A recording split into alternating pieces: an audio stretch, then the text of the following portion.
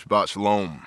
We are in 2 Kings chapter 16, roughly page 400 in the scriptures.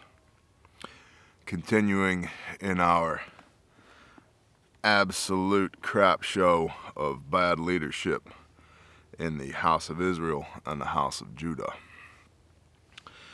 In the 17th year of Pekah, son of Remaliah, Ahaz, son of Jotham, the king of Judah, began to reign. Ahaz was 20 years old when he began to reign, and he reigned 16 years in Jerusalem. And he did not do what was right in the eyes of Yahweh, his Elohim, as his father David had done. But he walked in the ways of the kings of Israel. And he also made his son pass through the fire, according to the abominations of the nations, whom Yahweh had dispossessed from before the children of Israel. Molech.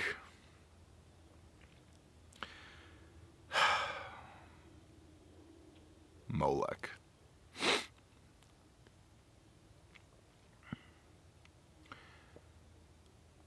I realize that sometimes a sweet word spoken softly is the right thing to reach certain people. And so I'm going to try to not piss people off with this. Do some research on Molech. M-O-L-E-K or M-O-L-E-C-H. And look for the tie-in there to Santa Claus. There's a reason kids scream when you put them on the lap of Santa. Molech, they'd make a big iron statue. And they'd light a fire inside of the statue. It was hollow until it was bright red. And they'd take their children and they would lay them in the lap of Molech. And they'd be burnt alive. And from the screams of their children, the priests of Molech would divine what your future would hold. It was ritual sacrifice of children. It was bad stuff. And am I saying that Santa Claus is ritual sacrifice of children? No. But I'm saying there are some very wicked pagan roots to a man who gives gifts, who's all red, whom you make your children pass over.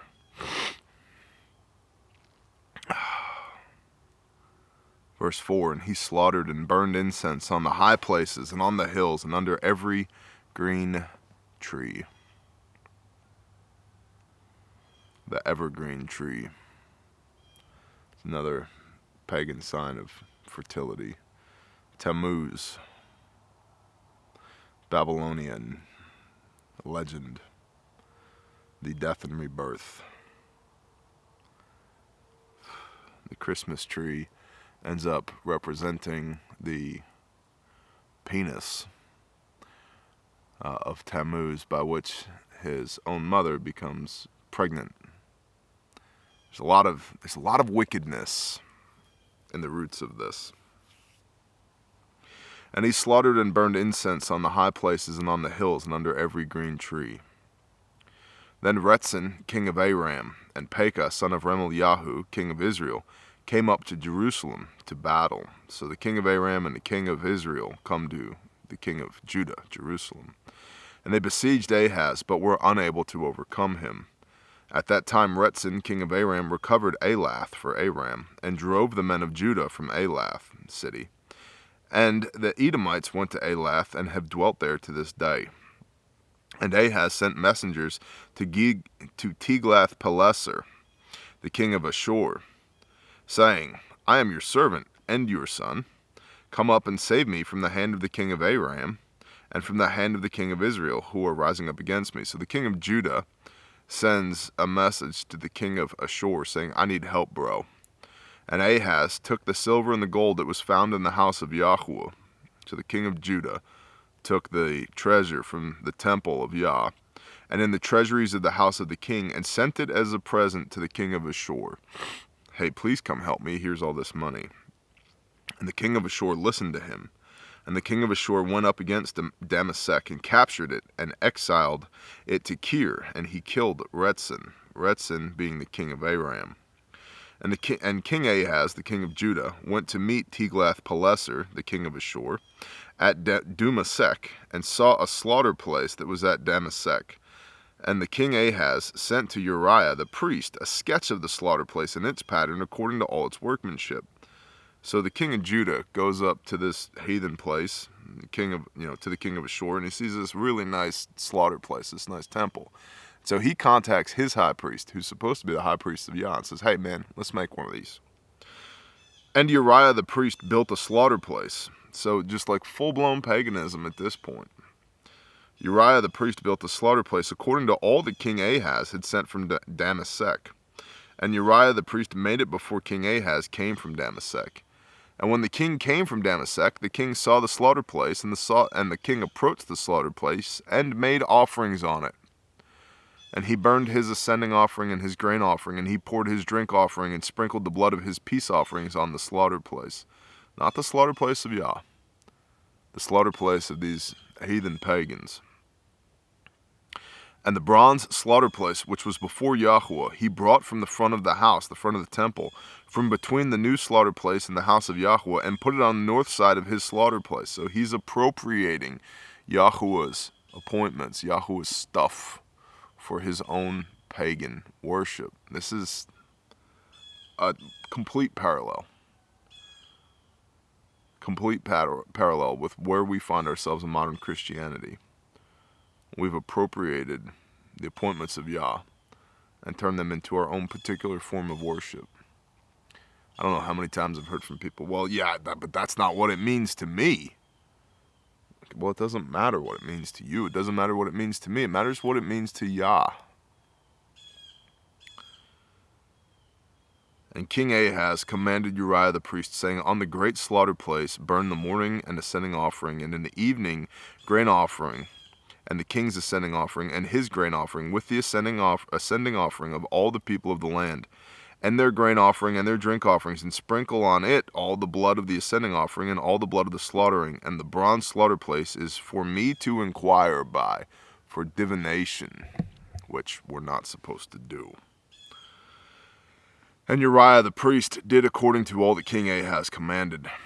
And King Ahaz cut off the side panels of the stands and removed the basins from them, and he took down the bronze sea that Solomon had made in the temple, from the bronze oxen that were under it, and put it on the pavement of stones.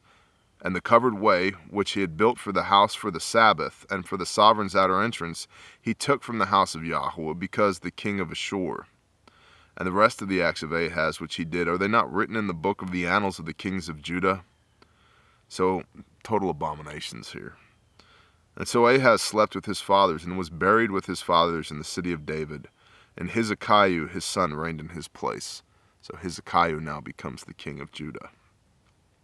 And in the 12th year of Ahaz, king of Judah, Hosea, son of Elah, began to reign over Israel in Shomeron for 9 years. Remember, 2 houses, Israel and Judah, with 2 different kings right now. And this is why Yeshua says in Hebrews 8, the renewed covenant, he comes for the house of Israel and for the house of Judah to reunite them under one king, the prophesied Mashiach ben David, the righteous king of the line of David, of the tribe of Judah. Yeah, Jesus was a Jew, prophesied to be king over all of Israel, all 12 tribes, not the house of Israel, which was the 10 northern tribes who go into dispersion, but the house of Judah as well, which is Judah and Benjamin and perhaps most of the Levites. Remember, the Levites didn't have an inheritance in the land. They were scattered amongst the land, and that was intentional because the Levites were the keeper of the Father's word, so that the Father's word would be throughout all the land with all the tribes. However, nobody's doing the Father's word anymore. Nobody cares anymore. And that's why in the renewed covenant in Hebrews chapter 8, the Father says as a condition of being his people, that you will have his word in your mind and written on your hearts, and then he will be your Elohim and you will be his people.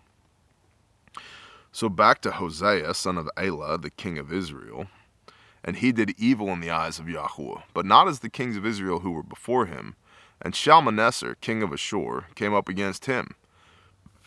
And Hosea became his servant and rendered him a present. But the king of Ashur found a conspiracy in Hosea, For he had sent messengers to So, king of Mitzrayim, and had not brought a present to the king of Ashur year by year, so he wasn't paying his tribute. And the king of Ashur shut him up and bound him in prison. So he captures him and imprisons him. And the king of Ashur went through all the land and went up to Shomeron and besieged it for 3 years. And remember, Shomeron, Samaria, the Samaritan woman, the Samaritan man, the woman at the well. This was a place of false worship. The Father put his name in Jerusalem. That's why the temple was there. Well, Shomeron, when the 10 tribes of Israel, the house of Israel, break from the house of Judah, they establish their own place of worship. In Shomeron, it becomes their capital city with their false temples and false worship and the whole nine. And I have a whole bunch of this underlined in my word. All of this, and then on to the next page through basically the remainder of 17 is all underlined in my word because it's important. And it's important because if we're going to look at replacement theology, which is wrong, it's not biblical, and that's what I mean by wrong, but it's taught mostly by the evangelicals, but by a lot of the denominations as well. Replacement theology says that Israel messed up, and because Israel messed up, the Father took his hand from them. He disregarded them, and therefore the church became the Father's chosen people.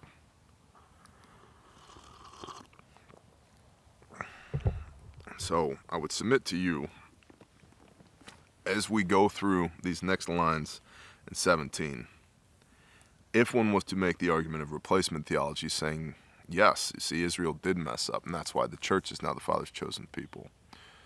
Think about what the church has done. Does the church meet any of these criteria here as to why the house of Israel was abandoned, disregarded by the Father? And even then, that disregard was only for a time. That's why Yeshua came and said, I come first but for the lost sheep of the house of Israel. That's in the Gospels. You should go read that. So let's look at this.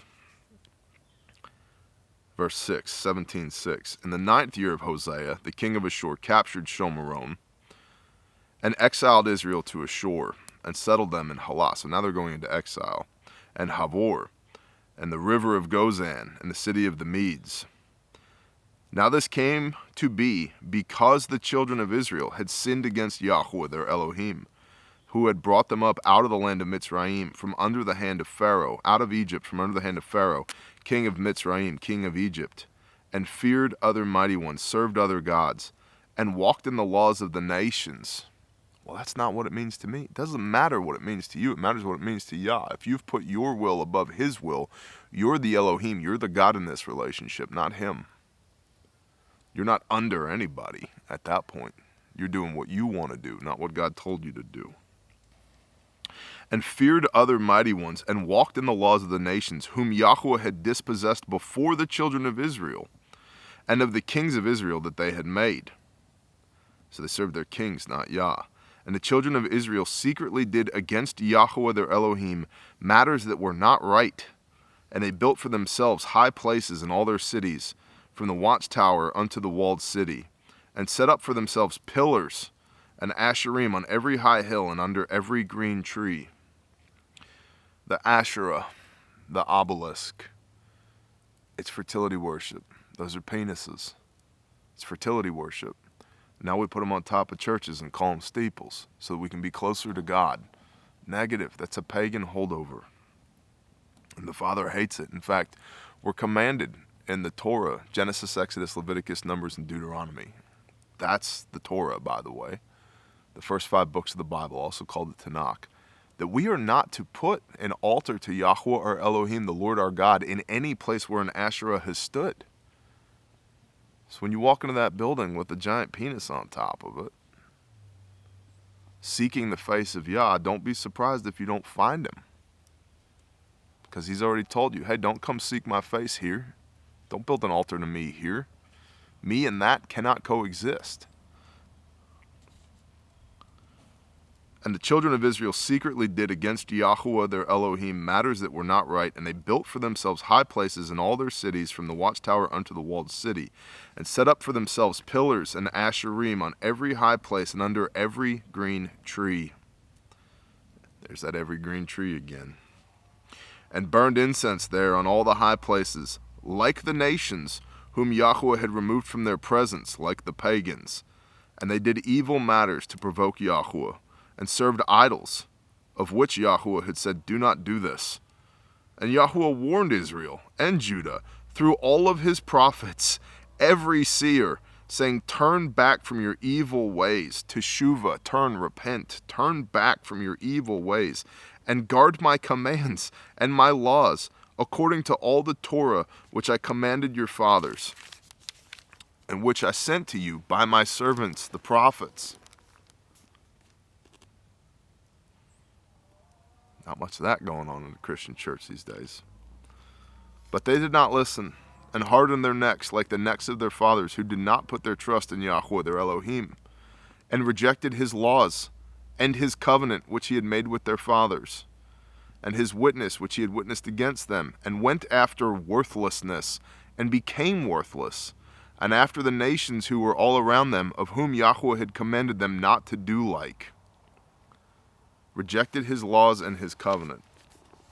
Let's flip to Hebrews 8 real quick. The renewed covenant that every Christian is under. The renewed covenant. Hebrews 8.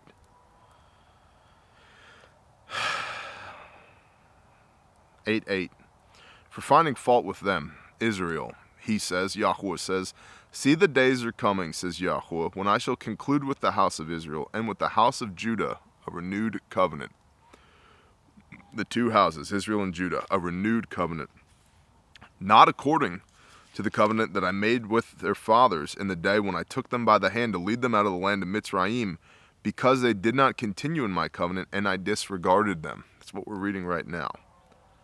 Because this is the covenant that I shall make with the house of Israel after those days. This is talking about Yeshua as Messiah, Jesus as the Christ, and the new covenant that comes from that is made with the house of Israel. Not the Pentecostals, not the non-denominational evangelicals, not the Catholics, not the Protestants, not the Methodists, not the LDS, not the Jehovah's Witnesses, with the house of Israel. That's why you want to be Israel. You want to be grafted into that family, grafted into that tree of life. And that's what happens when you accept Yeshua as Messiah, when you accept Jesus as the Christ. You're grafted into the house of Israel. Because this is the covenant that I shall make with the house of Israel after those days, the days we're reading about right now, says Yahweh, giving my laws in their mind, and I shall write them on their hearts. And I shall be their Elohim, and they shall be my people. And they shall by no means teach each one his neighbor and each one his brother, saying, know Yahweh, because they shall all know me. Do we all know Yahweh? Most Christians these days have never even heard the name of Yah, Yahweh, Yahuwah, Yahweh, Jehovah, Yod-He, Vav-He, YHVH, the Lord our God, Yahweh our Elohim. Because they shall all know me. Because they shall all know me, from the least of them to the greatest of them. Because I, Yahweh, shall forgive their unrighteousness, and their sins and their lawlessness I shall no longer remember. Your lawlessness. The Christian church preaches lawlessness. The law was done away with, nailed to the cross. That's a piss-poor interpretation of Colossians 2:14. Because what it says was nailed to the cross is the doctrines and dogmas of men, a.k.a. your religion. Where does that religion come from? Men. Men who are building altars in the wrong places, who are doing the wrong things, who are not listening to what Yah told them to do. And so again, does our modern Christian church stand up to the requirements of Yah, or are we carrying on in the very same things that brought Yah to the point where he disregarded Israel. And so again, if we're going to talk about replacement theology, that the church is now the Father's chosen people, let's look at what the previous chosen people did to be disregarded, which, by the way, nowhere in the Bible does it say that the church is the Father's chosen people. Israel is the Father's chosen people, and that is the family you're grafted into when you come to belief. Identity Crisis. Jim Staley's Identity Crisis. Recommend you go watch that as well. Back to 2 Kings 17, verse 16. And they left all the commands of Yahweh their Elohim, and made for themselves a molded image, 2 calves, and made an Asherah, a pillar, and bowed themselves to all the host of the heavens, and served Baal, and caused their sons and daughters to pass through the fire, and practiced divination and sorcery, and sold themselves to do evil in the eyes of Yahweh, to provoke him. So Yahweh was very enraged with Israel, and removed them from his presence. None was left but the tribe of Judah alone. What does Yeshua say to the woman at the well? Deliverance is of the Yehudim, the tribe of Judah. He's speaking of himself. He was of the tribe of Judah. Judah also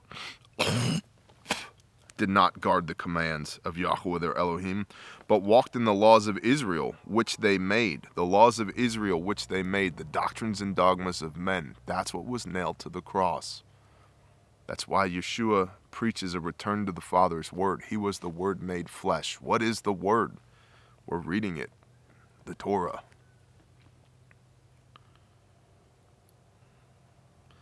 And all Israel, and Yahweh rejected all the seed of Israel, and afflicted them, and gave them into the hand of plunderers, until he had cast them out from his presence.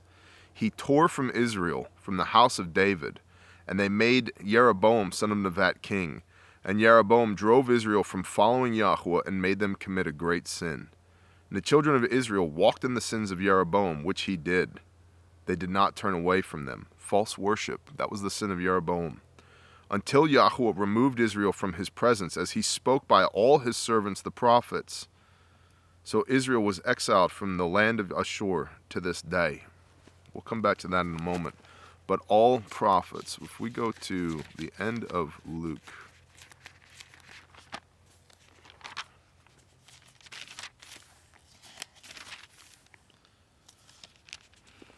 Luke 24. This is Yeshua after the resurrection, walking along the way, and he comes across 2 of his followers, Peter and Cleophas, I believe. And in 17, he said to them, "What are these words you are exchanging with each other as you are walking, and you're sad?" And the one whose name was Cleophas answered and said to him, to Yeshua, to Jesus, "Are you the lone visitor in Jerusalem who does not know what took place in these days?" And he, Yeshua, said to them, "What?" They said to him, "Concerning Yeshua of Nazareth, who was a prophet, mighty in deed and word before Elohim and all the people." Now, we're going to read a little bit more there, but some of y'all are going to get hung up on the word prophet. He was God made flesh. He was also a prophet, because to prophesy does not simply mean to speak what is in the future. That's one of the definitions of prophecy. It also means to speak the word of God. What word was he speaking? The Torah, which he embodied, which he was. Concerning Yeshua of Nazareth, who was a prophet, that's what it says in the New Testament, mighty in deed and word before Elohim and all the people, and how the chief priests and our rulers delivered him to be condemned to death and impaled him. We, however, were expecting that it was he, Yeshua, Jesus, who was going to redeem all Israel. But besides all this, today is the 3rd day since these matters took place. But a certain woman of ours who arrived at the tomb early also astonished us when they did not find his body. They came to us saying that they had seen a vision of angels who had said he was alive. And some of those with us went to the tomb and found it, as also the women had said, but we did not see him.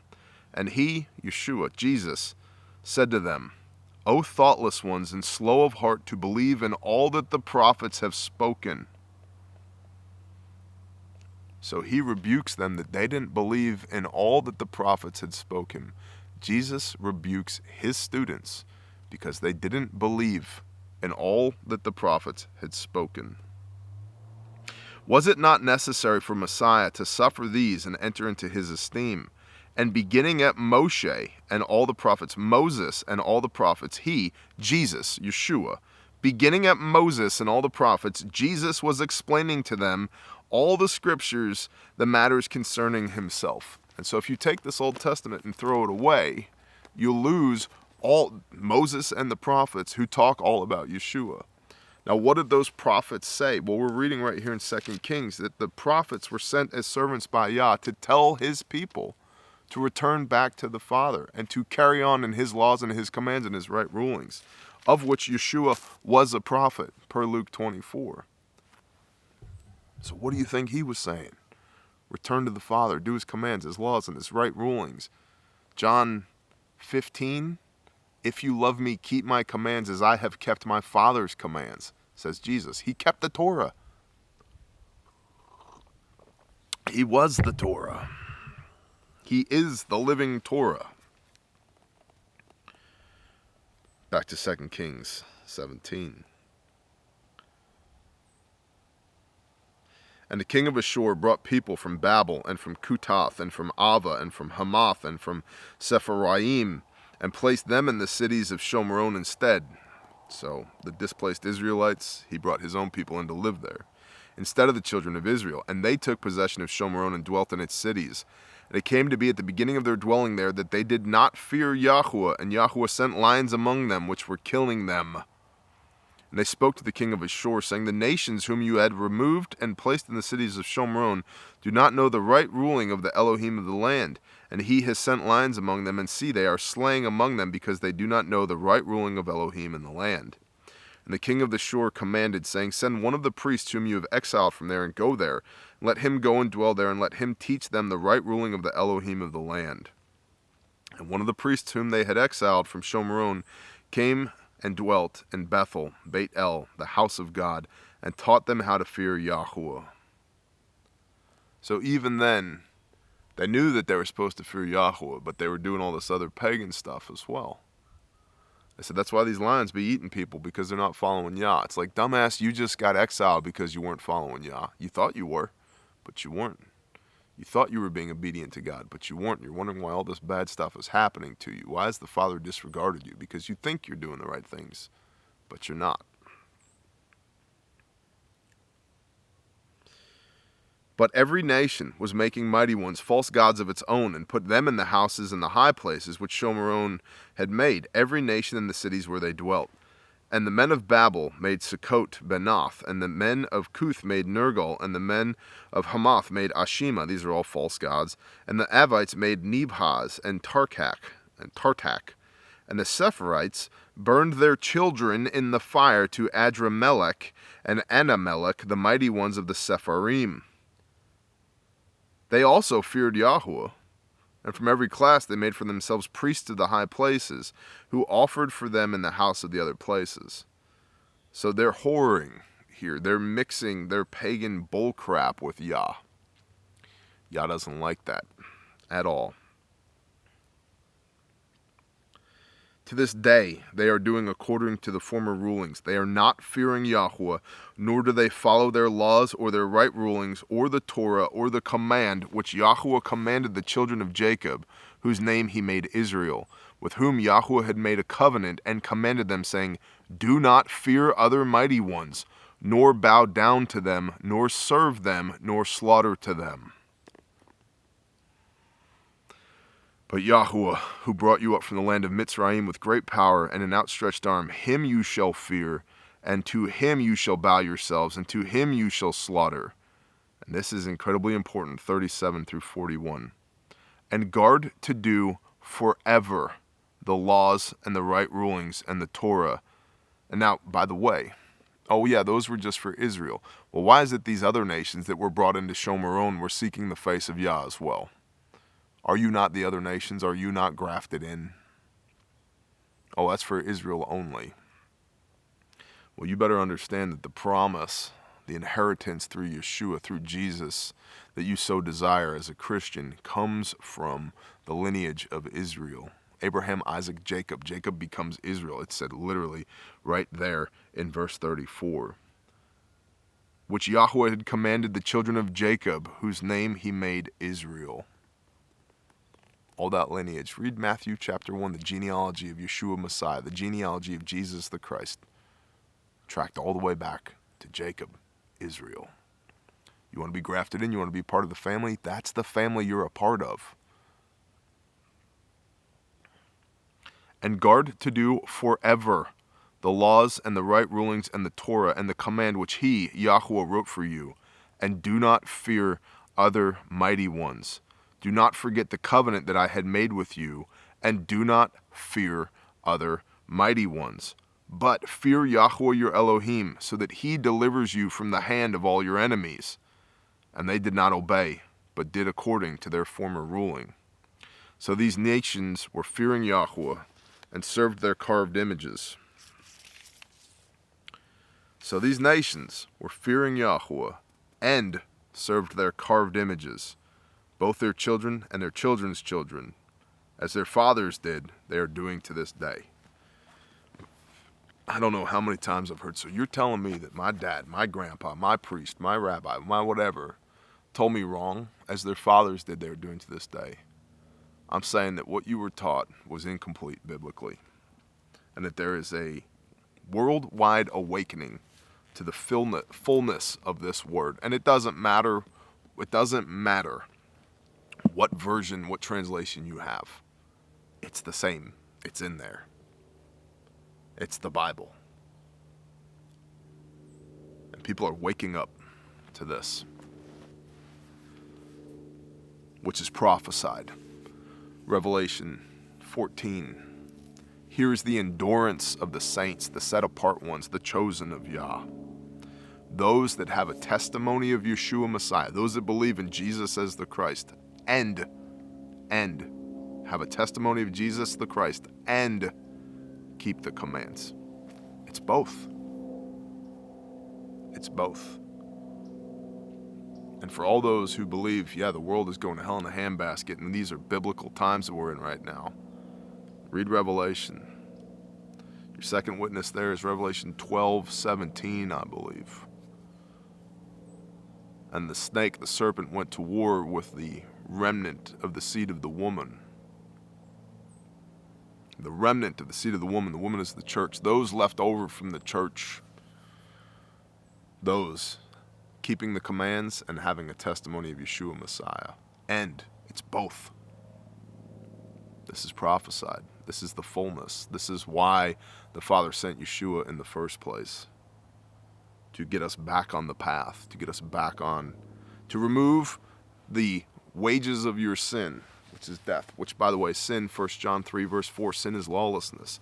To remove the death sentence you have earned under the Torah once and for all, so that you can come back into the presence of the Father and do his things as he has commanded you to do. A law forever throughout all your generations. How long is forever? I would submit that we're in it right now. It's still ongoing. And by the way, when Yeshua returns as high priest and king, Revelation 19 through 21, there's a new heaven and a new earth and a new Jerusalem and a new temple. Why would we need that if it was all done away with? Bless y'all. Shalom.